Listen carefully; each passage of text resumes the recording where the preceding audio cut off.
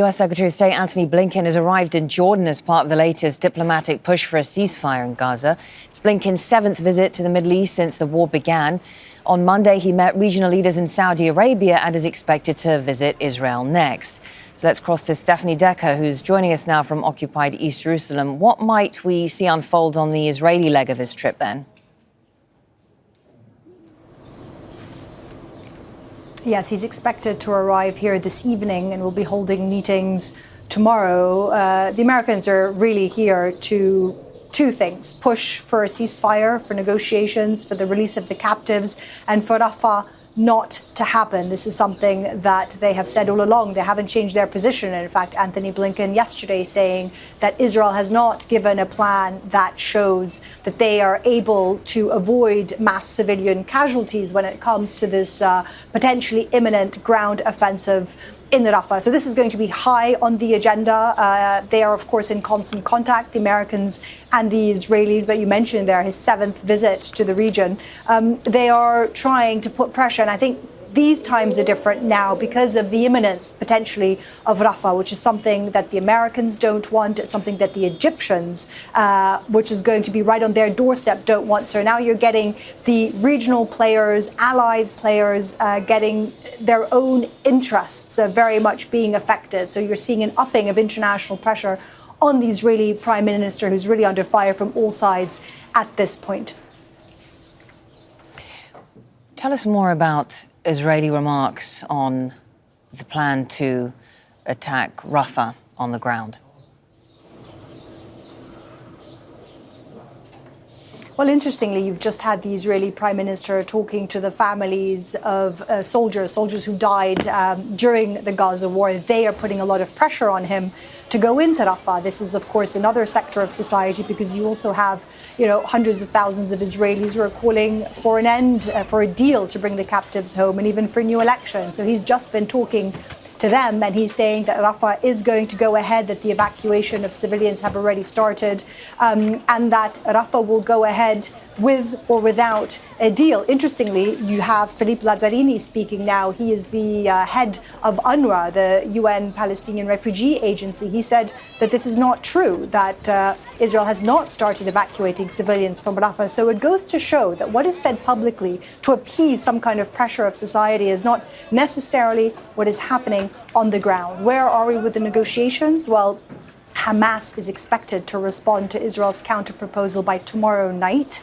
And then it can go one of two ways. If they agree, then we'll have the beginning of a ceasefire, the release of captives with the release of prisoners and some movement within Gaza of Palestinians to the north and Israeli soldiers away from certain areas in the Gaza Strip. If they don't agree, then according to the Israelis, you're going to see a Rafah offensive very, very soon. So we're going to have to wait and see how the next couple of days play out. Certainly, I think, a pivotal moment. Stefanie Dekker in occupied East Jerusalem, thank you. Nour Odeh is a political analyst and expert on Palestinian affairs. She is with us now from the Jordanian capital, Amman. And so, Nour, we see Hamas coming under pressure to accept a deal that is mediated by countries in the region that would involve a hostage exchange and also temporary halt hostilities in Gaza. But it doesn't look as though they will necessarily make those concessions. Does this mean that Israel's long-threatened ground invasion of Rafah might be more imminent?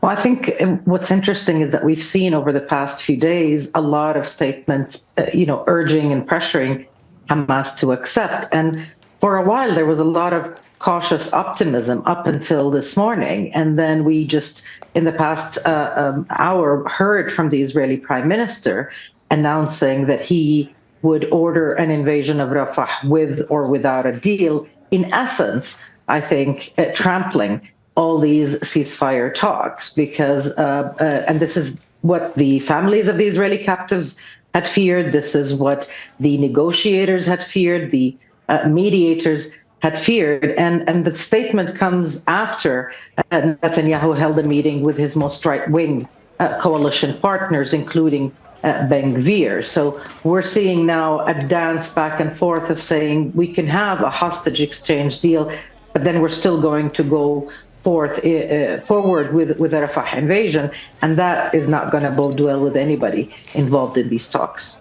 And somewhat humiliating for Israel's main ally, whose Secretary of State is currently in the region trying to cobble together some sort of agreement. Absolutely. The Secretary Blinken is here in Jordan after having met with the Saudi officials and other Gulf officials in Riyadh. He will be speaking with government officials here, with top Jordanian government officials, and then moving on to Israel. And it's interesting because it seems every time Blinken comes to the region, catching the tailwind of some optimism, something like this happens, and he ends up really going home with nothing to show for all this political momentum. It seems after the statement that might be the case. Nour, you and I have had conversations about this in past years when you were based in Gaza. Of course, you know the land very well. How catastrophic would a ground invasion of Rafah be for the Palestinians?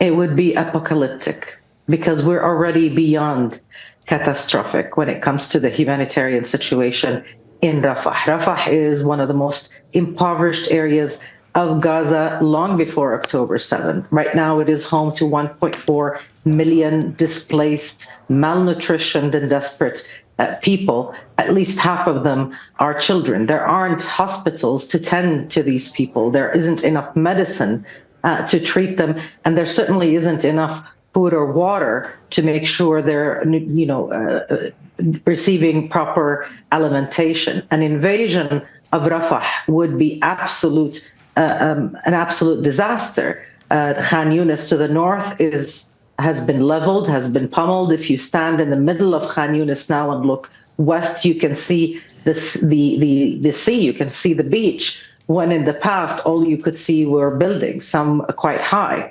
All of that is now gone because of the previous invasion. And to the north, in Deir al-Balah, we also saw a lot of destruction and devastation. So effectively, these people would be escaping, if they can, to places that have no services, no food, no water, no hospitals, because those hospitals have been attacked. And as you were reporting, the attack on Al-Nasser Hospital in Khan Yunis is the center of some inquiry from the International Criminal Court. Nour Odeh, thank you very much. Make sure to subscribe to our channel to get the latest news from Al Jazeera.